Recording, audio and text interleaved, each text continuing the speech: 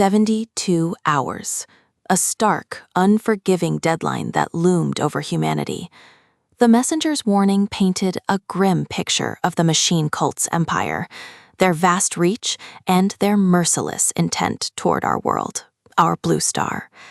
The weight of that knowledge settled heavily upon me, but panic was a luxury I could not afford. There was only the imperative to act. My first move was decisive. I immediately dispatched encrypted signals across the sector, calling for an emergency convocation of the sector's most brilliant minds, hoping to find a glimmer of hope in collective strategy. This revelation painted a vivid, if unbelievable, picture. I imagined a cavernous space stretching infinitely in all directions, the air still and silent, thick with the scent of aged parchment and dust. The only illumination, old Zhang described, emanated from the scrolls themselves. Each one pulsed with a soft, ethereal light, casting shifting shadows and illuminating towering shelves that seemed to pierce the gloom above. The silence was a physical weight, pressing in from all sides as we navigated the treacherous, winding corridor. Dust motes hung suspended in the stale air, catching the faint, flickering light from Xiaolong's lantern.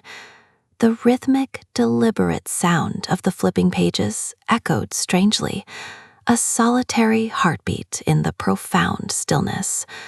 It drew us forward, despite the primal unease that tightened my throat, a whisper of activity in a place that seemed otherwise utterly devoid of life. Xiaolong and I exchanged a silent, meaningful glance, acknowledging the unsettling mystery, and pressed on toward the source. I absorbed the revelation, the silence of the vast library amplifying the weight of his words. The librarian, a figure seemingly woven from shadow and dust, continued, his voice barely above a whisper. He explained that the Empire's formidable military might and pervasive influence were not, in fact, products of genuine power. They were merely facets of a colossal psychological operation, a deeply embedded myth propagated throughout the lands.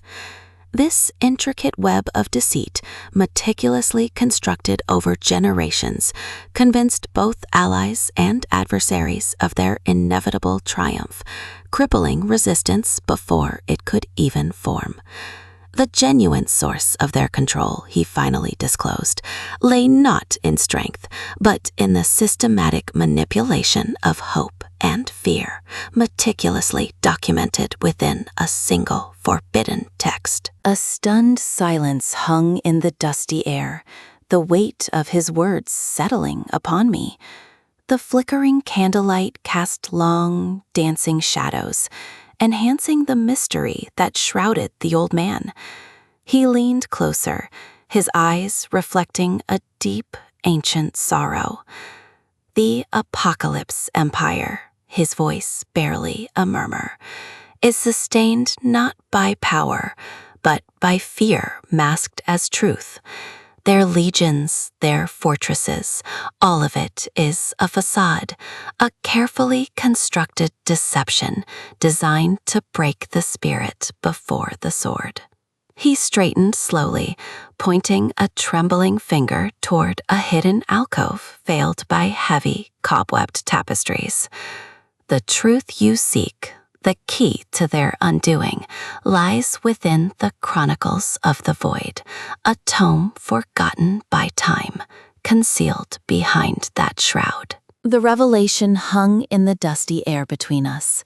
The librarian, his expression now softened, explained that the Empire's formidable military might and seemingly endless resources stemmed from a fabricated history and a stolen artifact, meticulously guarded, but fundamentally misunderstood.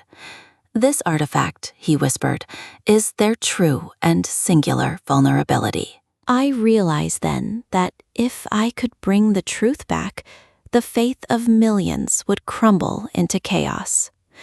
The apocalypse has only just begun for us survivors, but now I finally have the knowledge to fight back.